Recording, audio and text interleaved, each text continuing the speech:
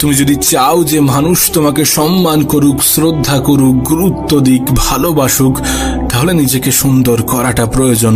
আর নিজের সৌন্দর্যটা নির্ভর করছে সময়ের সঠিক ব্যবহারের উপরে। তুমি তোমার সময়কে কোথায় কেমন ভাবে ব্যবহার করছো, এটার উপরে নির্ভর করছে তোমার আগামীটা কেমন হবে। জীবন যত এগোবে, পরিস্থিতি যত বদলাবে, সময় যত পাল্টাবে, ততই এটা বুঝতে পারবে যে মানুষ তোমাকে নয়, বরং তোমার যোগ্যতাকে সম্মান করে।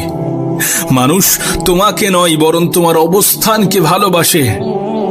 তুমি যদি নিজেকে যোগ্য প্রমাণ করতে পারো, তাহলে তোমার প্রতি মানুষের ধারণা বদলাবে।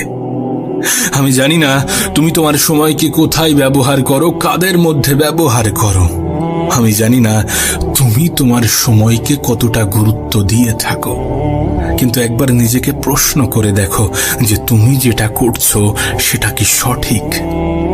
যদি সঠিক হয়ে থাকে, যদি তোমার মন থেকে এমন কোনো উত্তর এসে থাকে,